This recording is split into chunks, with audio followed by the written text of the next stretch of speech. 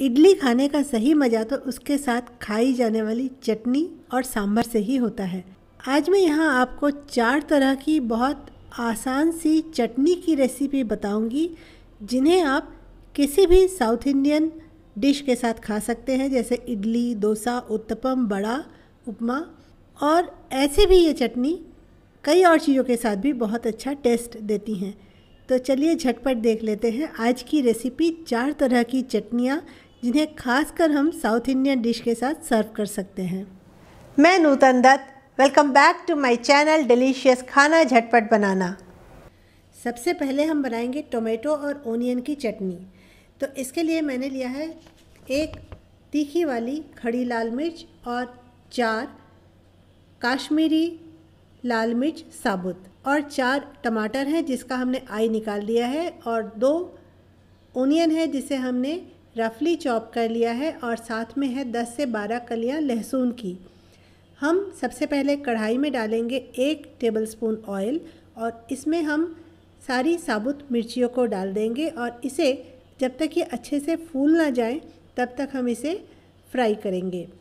मिर्च की क्वांटिटी आप अपने हिसाब से थोड़ी कम या ज़्यादा कर सकते हैं।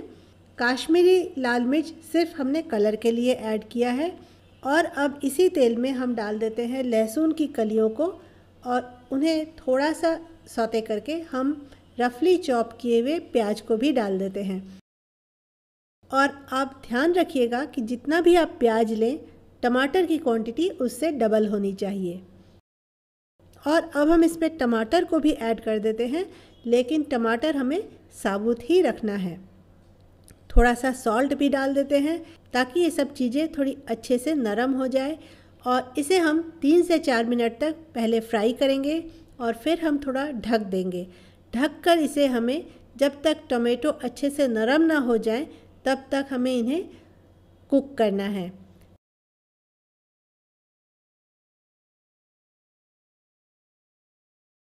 टोमेटो ऑलमोस्ट पेस्ट जैसे बन जाने चाहिए। इसे कुक करने में आपको 5 से 6 मिनट का समय लगेगा। अब हम इसमें फ्राई किए हुए लाल मिर्च को भी ऐड कर देते हैं, और चटनी हमारी कुक हो चुकी है। इसे अब हम ठंडा होने के लिए रहने देते हैं। ठंडा होने के बाद इसे हम मिक्सी में पीस लेंगे। एकदम फाइन पेस्ट नहीं करना है, थोड़ा सा मुंह में टेक्सचर लगे इतना तक हमें इसे पेस्ट करना है। मिक्सी में पीसने के बाद इसे हम एक कटोरी में निकाल लेते हैं, और अब हम इसमें लगाएंगे तड़का। तड़का लगाने के लिए हमने पैन में 1 से 1.5 टेबलस्पून तेल लिया है, और तड़के में हम डालेंगे राई, हींग, जीरा और थोड़ा सा करी पत्ता और हरी मिर्च भी। जब ये सारी चीज़ें अच्छे से कड़क जाएं, तब हम इसे इस चटनी के ऊपर डाल देंगे और अच्छे से इसे ऊपर नीचे करके मिला लेंगे। तो बहुत ही बढ़िया टमाटर प्याज की चटनी तैयार है। अब मैं आपको एक बहुत ही आसान वाली चटनी बता रही हूँ, जिसे बच्चे बहुत खाना पसंद करते हैं। इसके लिए हमें कच्चा नारियल चाहिए। नारियल को हमने छोटे छोटे टुकड़ों में काट लिया है, और इसके पीछे वाला स्किन भी आप निकाल दीजिए। पीछे वाला स्किन हमें नहीं चाहिए, ब्राउन सा स्किन रहेगा तो चटनी का कलर ख़राब हो जाएगा। और थोड़ा काजू और थोड़ा सा शक्कर।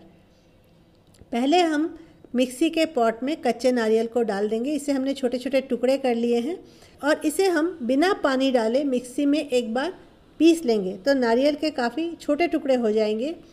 और अब हम इस पर डाल देंगे काजू, और उसके साथ हम डालेंगे थोड़ी सी शक्कर। मैं यहाँ थोड़ा सा पानी डाल रही हूँ, आप चाहें तो यहाँ थोड़ी सी दूध भी ऐड कर सकते हैं पानी की जगह पर। और इसे हमें अब अच्छे से पेस्ट बना लेना है, और इसमें हम बिल्कुल थोड़ा सा सॉल्ट ऐड करेंगे। ये चटनी खाने में हल्की सी मीठी लगती है, लेकिन इसे खाना बहुत अच्छा लगता है। बच्चे इसे बहुत पसंद करते हैं, लेकिन ये तो मुझे भी बहुत पसंद आती है। तो ये थी काजू और नारियल की चटनी। अब हम बनाएंगे चने की और नारियल की चटनी। इसके लिए भी हम नारियल के छोटे छोटे टुकड़े कर लिए हैं, और नारियल का जो पीछे वाला स्किन है ना, ये आप चटनी में कभी भी मत डालिएगा, उसे हमेशा निकाल लीजिएगा। इसके पहले जो मैंने चटनी बनाई थी उसमें भी और इसमें भी। नारियल को हम मिक्सी में बिना कुछ पानी डाले एक बार हल्का सा पीस लेंगे। नारियल इसमें ग्रेटेड जैसे हो जाते हैं। अब हम इस पर जो चटनी वाला चना होता है उसे ऐड कर देते हैं। ये चना रोस्टेड होता है और इसके छिलके निकले हुए होते हैं। इसे चटनी में यूज़ किया जाता है। तो हम नारियल के साथ इन चनों को भी डाल देते हैं और इसमें मैं आज यहाँ लहसुन नहीं डाल रही हूँ, लेकिन अगर आप चाहें तो इसमें थोड़ी सी लहसुन भी ऐड कर सकते हैं। थोड़ा सा हम पानी डालेंगे और इसे अच्छे से हम पीस लेंगे, एकदम पेस्ट बना लेंगे। अब इसमें हम डालेंगे दही, 2 टेबलस्पून दही डालेंगे और थोड़ा सा हम नमक भी डालेंगे और इसे हम दोबारा से ब्लेंड कर लेंगे। और अब हम इसे एक कटोरी में खाली कर लेते हैं और इसके ऊपर हम लगाएंगे तड़का। आपने मेरा इंस्टाग्राम अकाउंट फॉलो किया, मैं वहाँ भी बहुत अच्छी अच्छी फ़ोटो पोस्ट करती रहती हूँ। तड़का लगाने के लिए हमने 2 टेबलस्पून ऑयल लिया है। इसमें हम थोड़ी सी राई डाल देते हैं और थोड़ा कड़ी पत्ता भी डाल देते हैं और खड़ी लाल मिर्च भी डाल देते हैं। ये सारी चीज़ें जब अच्छे से कड़क जाएं, तब हम इसे चटनी के ऊपर डाल देंगे।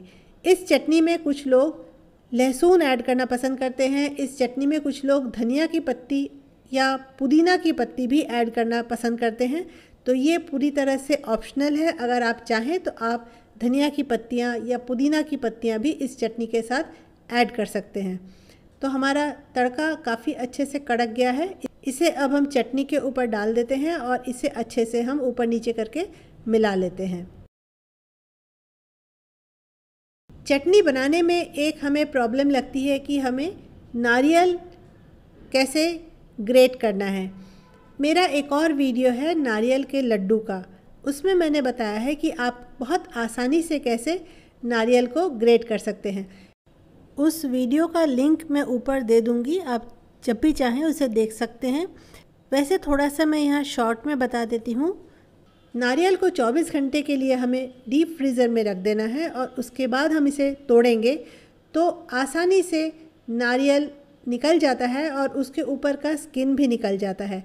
और किसी वजह से अगर उसके ऊपर का स्किन ना निकल रहा हो तो आप उसे पिलर से पील भी कर सकते हैं। लेकिन चटनी में वो ब्राउन कलर का जो स्किन होता है उसे मत डालिएगा, उससे चटनी का टेस्ट और कलर दोनों ही ख़राब हो जाता है। और उसके बाद नारियल को छोटे छोटे टुकड़े करके बिना पानी के मिक्सी में एक बार चलाने से ही नारियल काफ़ी ग्रेटेड जैसे हो जाते हैं। आपने मेरा फेसबुक पेज डिलीशियस खाना झटपट बनाना फॉलो किया, वहाँ आपको सारे वीडियो की लिंक मिल जाएगी।